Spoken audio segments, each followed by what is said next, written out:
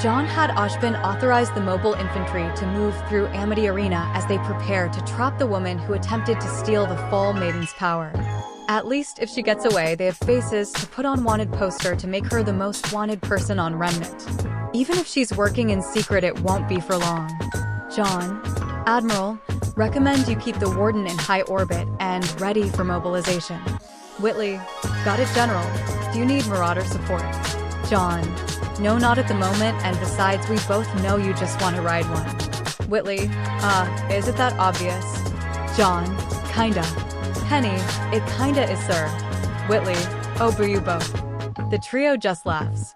Penny, sir, I intercepted a transmission. The General is bringing his Aesops and Specialist Winter to act as additional security, as he has ordered his fleet to be on standby outside the kingdom's borders. Whitley, at least he upheld his part of the deal. Jaune, he upheld the letter, not the spirit. It's still within arm's reach if the enemy agent's ploy is hijacking their ships. Whitley, Jaune, he's your father. Look, I'm one to talk, but you have to make amends. Jaune, you don't know what I've seen, what orders his soldiers follow, Whitley. You don't know, and I won't rob you of your night's sleep by retelling the horrors of it. Whitley, as you wish. I won't pry any further, and I'm sorry. I was. Jaune, just worried about me. I know, brother, I know. But this is something I need to deal with alone. Whitley, and we will be there to pick up the pieces. Jaune, thanks. Jaune then made his way across Beacon, but he heard a disturbance in the near the landing pads. He then went back to his room and equips his armor, and then rushed back out to the launch pad to find Crow fighting with Winter. He then steps in and takes 2 shot rounds and gets their attention. The hit sensation was familiar to Winter as she had felt the attack before, and the two looks at the source. Winter, you. Crow, oh, hey kid. Winter, Jaune.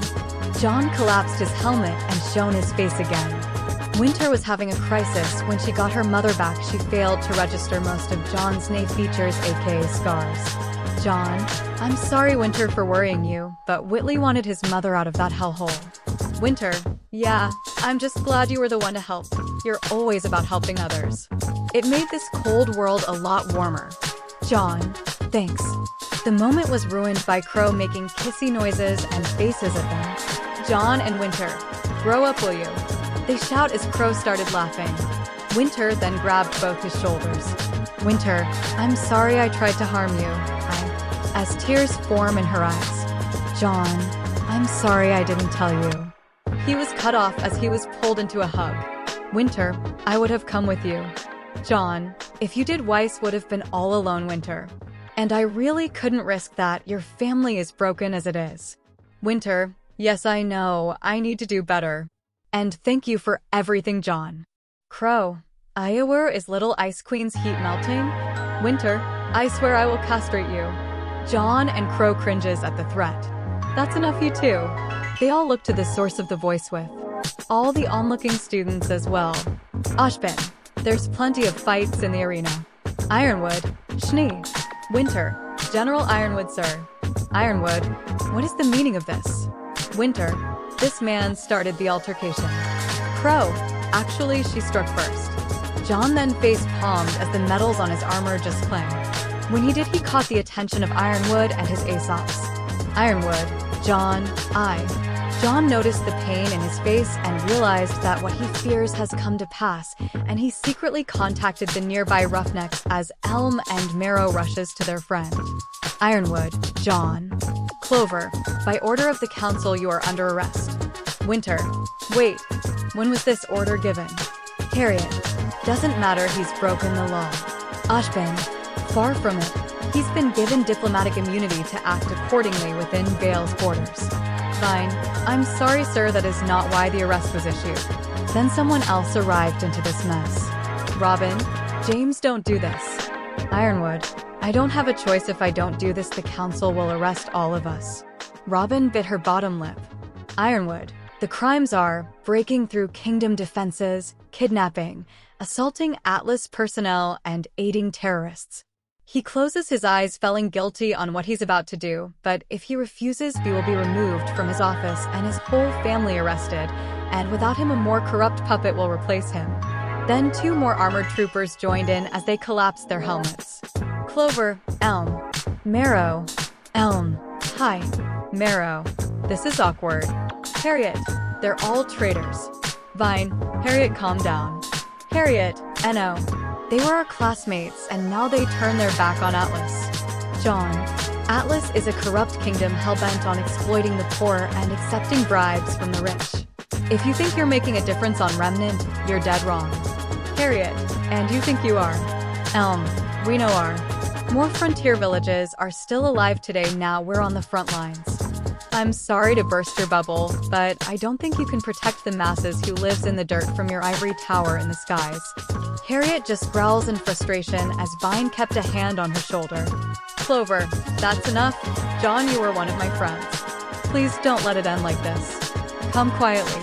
Jaune, we both know all the council wants from me is my tech and the fundings we get improving it. Don't lie to me. And I buried my friend. Clover, Paul is dead? Jaune, killed in the line of duty when he chose to stay behind to save more people. Clover, sounds like him. He then looks down and closed his eyes, remembering all their days in basic training up to now. Clover, be that as it may, we still have orders. Failure to comply means treason. Jaune, I wouldn't have it any other way. The Aesops and mobile infantry then take their positions. Ashvin, please James, don't do this. Ironwood, we have no choice. Then a hand pointed near his head as Robyn had her crossbow ready to bore a hole through. Robyn, like you said, I have no choice but to defend my child. That's the mission of a parent, James. Ironwood stands down knowing she's right. Winter tried to stop the fight, but Ashvin stops her. Ashvin, let them settle this, Miss Schnee. She looks on the former Atlasians. Then the battle ensued as a lot of people watched the fight between soldiers. Harriet charged the general first, but she was frozen in place as Armin was pointing at her. Marrow, stay. But he was interrupted by aura vines trying to tangle him. Harriet broke free as she engaged in hand-to-hand, but Jaune excelled in hand-to-hand thanks to Elm's teachings. The two were closely matched as she tries to get behind him using her semblance. Jaune then used his as his aura flared, and he was unmoved by the strike. Jaune Rico. Semblance. Immovable. Ability to shape and solidify his aura into a hard shell around his body for added protection. Discovered when he regained his resolve. To become his men's vanguard. Harriet, what? He then spun and gave a hard body shot as she was sent flying backwards. As she lands, she did backflips to get some breathing room. Elm then blocked a hook that was headed for Jaune's back. Elm, no such luck, huh? Clover, I guess you did lean something for me. The two went in and fought as Elm drew a custom sledgehammer normally used for breaching doors. Clover, easy Elm, easy. Don't take my head off. Elm, that depends if you're still trying to harm the general. Clover, wow, you become attached. You were never like this. She blushed as she swung downwards as Clover jumped back. Clover, note to self, don't piss her off. Marrow was holding Vine in place, but he was slowly getting tired as Vine broke free. Marrow, crop baskets. As he dodged the aura hands. Back to Jaune and Harriet. She went in for a drop kick as Jaune sidestepped and drew his pistol, but was kicked away. Good thing Ashvin picked it up to prevent anyone from stealing it. Jaune waited for Harriet to make a move. As she got close, Jaune did a feint and went in with an uppercut, sending her flying upwards. He then retro up and took the restraints from her holster and tied her up with it.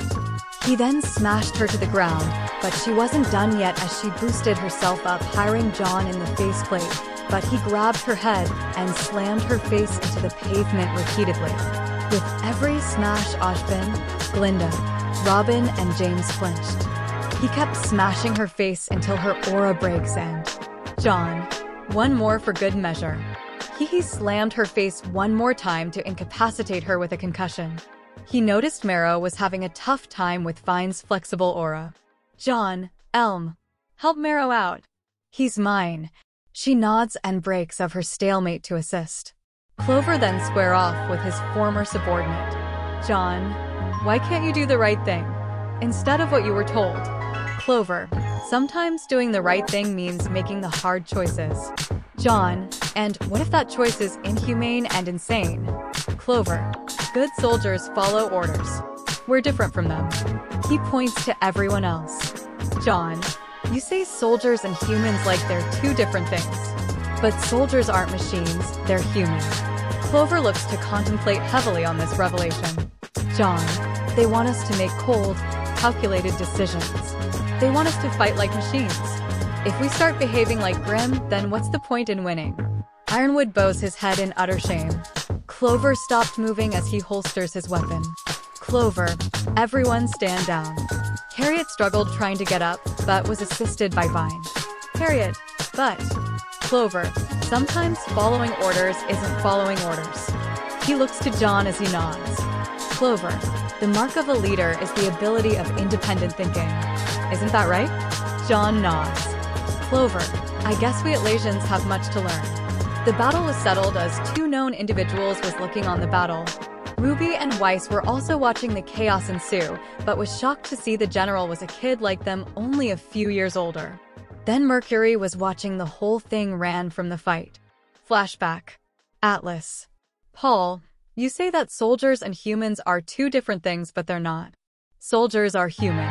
Always remember that, John. John and Paul was looking out a window overlooking Atlas Academy. Flashback end. Voiceover. John, what is it that makes us human? It's not something you can program. You can't put it in a chip. It's the strength of the human heart, the difference between us and the machines. Voiceover ends. James walked over to John and said, Ironwood, my forces are beaten and I am forced to relinquish my authority here. I have no jurisdiction here. John, I accept your surrender, General. Reel your counsel that I will be coming for them. He nods, ordering his Aesops to withdraw. A hand touches James' shoulder. He looks to his wife with tears in his eyes. Robyn, I know, you were just following orders. I'll have words with the council after this. Know that me and John won't hold this against you. As she gave him a hug for reassurance, he looks to his son as he also nods. John, I will end them from ruining my family.